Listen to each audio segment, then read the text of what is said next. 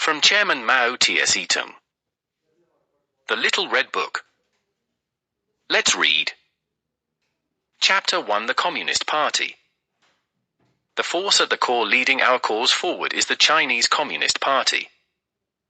The theoretical basis guiding our thinking is Marxism-Leninism. If there is to be revolution, there must be a revolutionary party. Without a revolutionary party, without a party built on the Marxist-Leninist revolutionary theory and in the Marxist-Leninist revolutionary style, it is impossible to lead the working class and the broad masses of the people in defeating imperialism and its running dogs.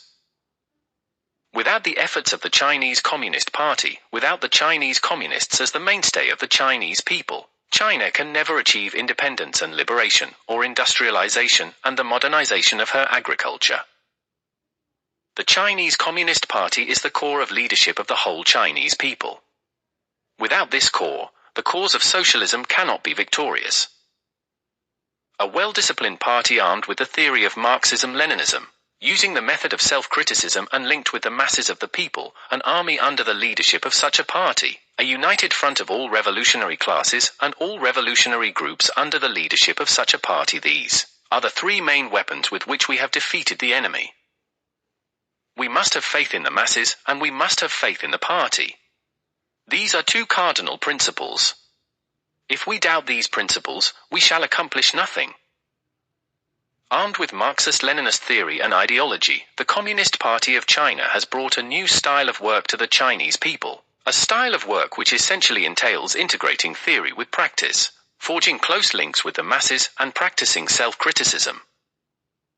No political party can possibly lead a great revolutionary movement to victory unless it possesses revolutionary theory and a knowledge of history and has a profound grasp of the practical movement.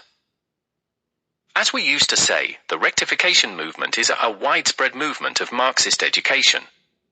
Rectification means the whole party studying Marxism through criticism and self-criticism. We can certainly learn more about Marxism in the course of the rectification movement. It is an arduous task to ensure a better life for the several 100 million people of China, and to build our economically and culturally backward country into a prosperous and powerful one with a high level of culture.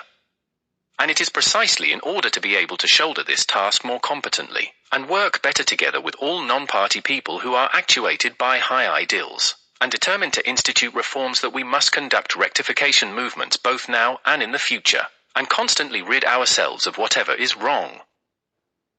Policy is the starting point of all the practical actions of a revolutionary party and manifests itself in the process, and the end result of that party's actions. A revolutionary party is carrying out a policy whenever it takes any action. If it is not carrying out a correct policy, it is carrying out a wrong policy. If it is not carrying out a given policy consciously, it is doing so blindly. What we call experience is the process and the end result of carrying out a policy. Only through the practice of the people, that is, through experience, can we verify whether a policy is correct or wrong and determine to what extent it is correct or wrong. But people's practice, especially the practice of a revolutionary party and the revolutionary masses, cannot but be bound up with one policy or another. Therefore, before any action is taken, we must explain the policy, which we have formulated in the light of the given circumstances, to party members and to the masses. Otherwise, party members and the masses will depart from the guidance of our policy, act blindly and carry out a wrong policy. Our party has laid down the general line and general policy of the Chinese Revolution, as well as various specific lines for work and specific policies. However, while many comrades remember our party's specific lines for work and specific policies, they often forget its general line and general policy.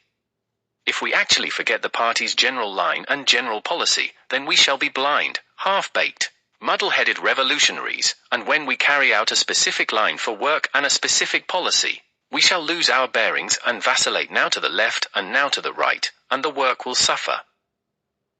Policy and tactics are the life of the party. Leading comrades at all levels must give them full attention and must never on any account be negligent.